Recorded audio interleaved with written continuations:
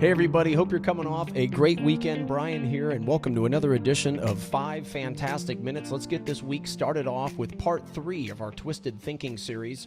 And this is going to be directed, whenever you hear me talk about this, there's quite a few of you that will go, yep, that's me. I get it. Makes sense. I need to change the way I'm doing it.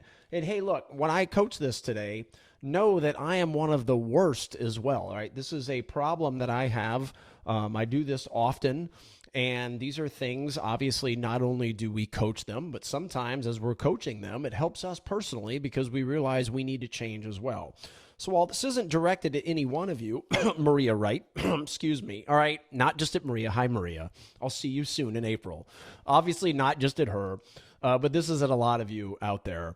And let's talk. Let me look at my notes here from Mental Filter and what it is, all right? Mental Filter, you pick out a single negative detail and dwell on it exclusively.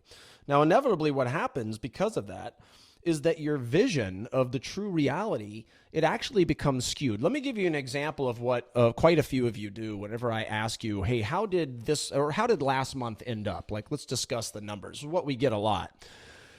You know, I don't feel it went very well. You know, we just had a bad last week. Or maybe it was more of a single, event. Maybe, God, yesterday, the last day of the month, we had a couple no-shows, a couple moms that came in with their kid. I thought they were slam dunks. They didn't say yes. I just don't feel like the month went well. Right, so you're letting a couple or these single negative events betray and kind of skew your reality, because then I'll say, all right, let's take the feelings out of it. Give me the hardcore facts. What did you produce in February or January, whatever it is? What did you produce last month compared to that month the prior year? And I'll get this from a lot of you. Well, we were, 5 starts up, or we were 10 starts up, or, we worked 8 days less and we were 2 or 3 starts up, which really for an entrepreneur is the true dream, right? Is that you're working less and you're making more.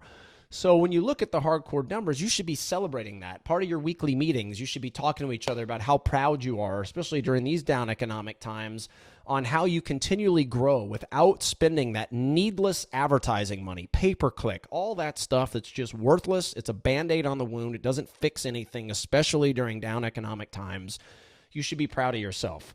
All right, these are things that I do as well. I'll go to an event and I'll get 99.9% of the audience. I did this at Orthopreneurs a couple years ago. It was on main stage, and like the vast majority of the crowd, when I looked at the reviews, said exceeded expectations. They loved it. And there was like 2 people out of the thousands that are in the audience, that said, I didn't like it. It's very easy for me to go, oh God, how could they not like it? And I dwell on it.